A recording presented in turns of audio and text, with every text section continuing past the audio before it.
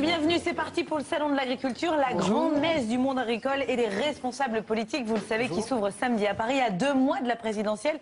Eh bien, c'est la tribune idéale, souvent, pour pousser un cri d'alarme. Et Thierry Dagiral, vous avez invité 2 hommes qui ont la gouaille pour le faire. Bienvenue, messieurs. 2 hommes en colère. Yves-Marie Le Bourdonnec, vous êtes boucher, célèbre boucher d'Asnières près de Paris. Vous travaillez avec des grands chefs étoilés. Votre viande est consommée même par Mick Jagger, c'est ça? De temps en temps, oui. À vos côtés, Pierre Priolet, ex-arboriculteur. Vous produisez aujourd'hui des salades? Tout à fait. Vous êtes déjà venu sur ce plateau lancer un SES sur la situation des agriculteurs en France. On est à la veille de l'ouverture du Salon de l'Agriculture. C'est souvent une fête, les familles et les enfants viennent voir les vaches, les cochons. La réalité, derrière, c'est une colère des agriculteurs, des éleveurs. Une colère des agriculteurs, et c'est évident, dans la mesure où, si vous voulez, on est actuellement, et je l'ai encore redit au ministre, soumis à la vente à perte. Vous avez vu Bruno Le Maire hier? Oui, et pour lui dire ce que j'ai vu à travers ma marche, et notamment la colère du monde agricole. Vous avez fait une marche pendant 40 jours, vous avez traversé la France à la rencontre des agriculteurs. Et des consommateurs, parce que pour moi, le problème de l'agriculture ne peut passer que par les consommateurs. Vous lui avez dit quoi au ministre alors? Aujourd'hui, qu'il y a une grande désespérance dans le monde agricole, et cette désespérance, elle est surtout axée sur le fait qu'aujourd'hui, on est incapable de vivre de notre métier, et chaque fois qu'on vend un produit, il est vendu à perte. Je prends un exemple, je suis passé à travers le Morvan, où il y avait énormément d'éleveurs, ils me disent 100% de nos revenus viennent des aides, mais dans le même temps, on est heureux parce qu'on a réussi à vendre la viande le prix d'il y a 25 ans, c'est-à-dire 16 francs.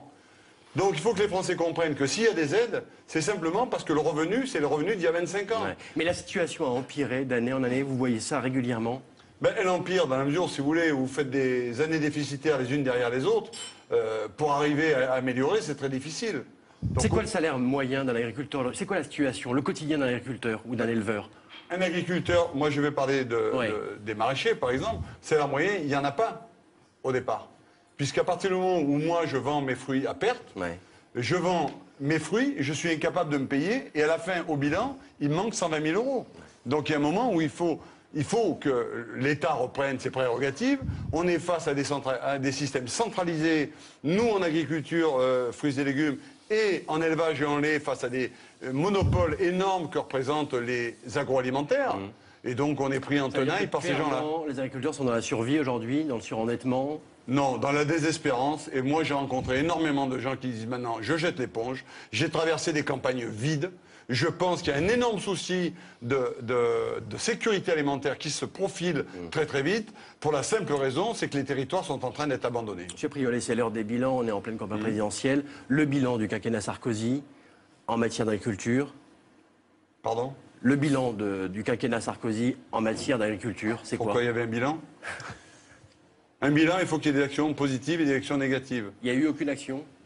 Moi, j'ai vu des aides saupoudrées en permanence qui nous faisaient passer pour des mendiants, mais jamais concrètement le problème majeur qui est le problème de la grande distribution qui est en position de monopole, qui a été abordé. J'ai dit à Monsieur le Ministre, bloquez la marge des distributeurs à 30%, ou alors, si vous n'avez pas le courage de faire ça, faites marquer les prix payés paysans sur les étiquettes des grandes surfaces. Et on va voir s'ils ont le courage de marquer 17 centimes et 2,50 €. Yves-Marie Le Bourdonnec, même constat chez les éleveurs? Oui, même constat. Sur la qualité, surtout. Sur la qualité, aujourd'hui, on ne sait plus faire de la qualité aussi. Mais on ne pourra jamais faire de qualité si un éleveur n'est pas payé pour ce travail. C'est absolument impossible. C'est absolument impossible. Nous avons aujourd'hui un modèle d'élevage qui a été choisi, qui a été initié il y a 120, 130 ans, où on est parti sur des modèles de rendement plutôt que des modèles de qualité. Et jamais, à aucun moment, l'éleveur n'a été acteur qui se fiche de la qualité? C'est la grande distribution? C'est le consommateur? C'est l'ensemble de la filière. Mais on délaisse totalement l'éleveur. Aujourd'hui, l'éleveur est relayé loin. Il y a des paravents de labels partout, mais des labels plus ou moins absurdes. Label rouge, etc. Oui, il y a des labels complètement débiles. On peut parler du label bœuf de Bazas, qui a été créé il y a 20 ans pour sauver la race bazadaise. On est 20 ans plus tard, la race bazadaise n'a pas été améliorée depuis 20 ans. Ils touchent des subventions pour sauver la race bazalaise. On a mis dans le cahier des charges de la race bazalaise qu'on pouvait mettre de la blonde d'Aquitaine. C'est absurde. Comment on sait si on achète de la bonne viande alors? Il faut renouer un vrai lien entre le boucher et l'éleveur. C'est ça, le consommateur doit Ça veut dire savoir... quoi, qu'on va pas à Rungis acheter de la viande Entre le bout, je peux pas réaliser une bonne viande si j'ai pas un vrai dialogue avec mon éleveur. C'est absolument Mais impossible. ça coûte cher aussi, c'est-à-dire que c'est la crise. C'est pas une histoire J'ai de une famille prix. nombreuse. Aujourd'hui, ça coûte cher de faire de la Mais là, on viande. parle même pas des aller. consommateurs, hein, Mais Thierry. non. Hein. On Non, parle, mais- là, mais vous non. êtes encore sur autre chose. C'est Mais une c'est erreur. un Mais faux débat. La viande ça. de salaire, ça coûte plus cher que de la viande en C'est pas supermarché. vrai. D'abord, c'est un très mauvais exemple. Non, non. suis là-bas. Au contraire, si on faisait de la viande de salaire, si on remettait la viande de salaire, si on retravaillait le rameau viande de la vache salaire, qui est une race mixte, qui aujourd'hui bouche les trous de tous les élevages qui ont fait faillite, on pourrait faire de la bonne viande. Non, mais certes, ramenez ça à une chose mais- concrète. Entre chez mon boucher et au supermarché, quelle qualité de viande j'achète? Elle est meilleure chez mon boucher? Elle est meilleure au supermarché? Pas forcément. Je suis désolé de le dire, mais pas Mais forcément. c'est bien, c'est important de le dire, Pas ça. forcément. Tant que le boucher n'a pas un vrai dialogue avec son éleveur, tant qu'il ne va pas rémunérer le travail, parce que malheureusement, nous avons choisi un modèle d'élevage où on a favorisé les animaux à rendement. C'est ce que vous dites dans ce livre qui est publié aujourd'hui, L'effet bœuf aux éditions Michel Lafon. Vous dites finalement, voilà, on engraisse les bêtes, il y a moins de gras possible et on fait du profit. Mais voilà, aujourd'hui, le marché de la viande engraisse l'industrie de l'alimentation animale. Un bovin doit être un herbivore à la base. Pourquoi nous ne remettons pas en élevage des animaux herbivores Bah pourquoi, alors qui se valorisent? Parce que personne n'a intérêt à ce qu'on arrête de manger des céréales. Les céréaliers dominent aujourd'hui l'agriculture. Il y a Ce sont le les lobby des seigneurs de céréaliers, l'agriculteur. c'est ça Ouais. Bien Et entendu. puis, Pierre. et puis des agro-industriels. Moi, je voulais aussi dire en deçà de l'aspect nourriture de l'agriculteur, il faut voir quand même c'est lui qui entretient le paysage. Moi, j'aimerais que le pays nous réponde clairement. Est-ce qu'on a encore besoin de nous? Et si oui, à 20 ans, où on va? Aujourd'hui, on a des campagnes qui sont sans jeunes, qui sont désertées. On n'arrête pas d'être empoisonné, pour pas dire un autre mot, par des contrôleurs qui viennent comme des agents de police nous contrôler tout. On devient des fonctionnaires et en fait, on n'est que des employés des gros groupes qui nous vendent l'aliment, qui nous vendent toute la parapharmacie. Rendez-vous compte, aujourd'hui, dans le Morvan, le préfet a pris une décision, il y a tellement plus personne dans les campagnes, que les vétérinaires sont les médecins des éleveurs. Il y a un décret qui est passé, un arrêté qui est passé. Maintenant, ils n'ont plus de médecins. C'est les vétérinaires dans le Morvan qui soignent les gens. Jusqu'au 4 mars, tous les politiques vont défiler aux c'est fou. portes de Versailles à Paris au salon de l'agriculture. Vous allez, il va se passer quelque chose. Il va rien se passer. Ils vont C'est venir à nous faire de le prendre- beau c'est au à salon nous de de l'agriculture. de reprendre notre vie en main. On doit être des et le désobéissants. contact avec le consommateur. Vous appelez à la désobéissance. J'appelle à la désobéissance. On doit nous-mêmes changer les choses. On ne Comment pourra pas Comment on fait en créant nous-mêmes notre propre marché. De toute manière, on va ce dans le qu'on mur. fait. On va tous dans le mur. Et aujourd'hui, moi, je vois que quand on On va crée... dans le mur, pourquoi? Pardon. Ben, On tout va dans le mur simplement, parce que le modèle est mauvais. Le modèle est nul. Aujourd'hui, rendez-vous compte qu'un éleveur ne vit que par la subvention. Je dis à M. le ministre, mais si on vendait le prix normal de nos produits, on n'aurait pas besoin de subvention. Là, on est subventionné et au magasin, le consommateur est assassiné. Il faut absolument qu'on reprenne le contact avec le consommateur, qu'on arrête de faire des fruits qui sont immatures, imposés par la grande distribution. En plus, on Rendez-vous fait compte, ce les savon fruits dans sont...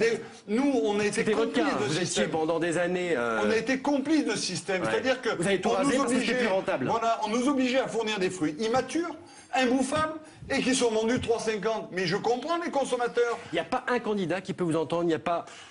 Il y avait José Bové, par exemple, Il faut qu'il à vienne dans nos fermes. l'élection de 2007. Tous les paysans m'ont dit qu'ils viennent 3 mois dans nos Il y a fermes. des candidats qui entendent la colère des agriculteurs en ce moment. Est-ce que le débat de l'alimentation est dans le débat politique aujourd'hui? Pas dans cette campagne, Voilà. c'est vrai. Vous avez tout compris. Pourtant, le débat politique... Vous les avez rencontrés ou c'est pas un débat de société, l'alimentation. C'est un débat de société. Est-ce qu'on est en suffisance alimentaire ou pas? Est-ce que, à C'est une travers valeur les paysans... nationale, c'est-à-dire qu'on parle aussi de la valeur de la France en ce Oui, moment. mais à C'est travers quelque les part, paysans, l'entretien de la France, le tourisme de la France qui est aujourd'hui très important, on n'en a jamais vu la retombée. Nous, quand on travaille toute notre vie à perte, on a droit à une retraite à 500 euros, 600 euros. Et tout au long de ma route, j'ai vu des paysans 75 ans, 85 ans qui Continuer travaillent à encore travailler. parce qu'ils ne peuvent pas sortir. Ils ne vivent pas. Il y a un chiffre Donc, qui est hallucinant. c'est absurde. 2 millions d'agriculteurs il y a 25 ans. Combien aujourd'hui? 400 000 à Tous peine. les chiffres sont... Tout ce que je peux vous dire, c'est sur 400 000. L'année dernière, il y a eu 8 000 jeunes qui s'installent. Et encore 8 000 jeunes qu'on installe avec une certitude, c'est que si on continue à vendre à perte, ils vont faire faillite, on va tout leur piquer pour un euro symbolique. Comment vous faites dans votre boucherie pour avoir de la bonne viande? Eh bien, je vais dans les campagnes, je vais rencontrer l'éleveur, Je vais lui dire que cet animal, je le veux, mais je veux qu'il le nourrisse d'une façon particulière pour que j'ai un animal de qualité, et je le rémunère. Donc c'est vous qui allez. Je le paye. Ouais. Je l'amène à l'abattoir, je paye la taxe d'abattage, et l'animal vient chez moi.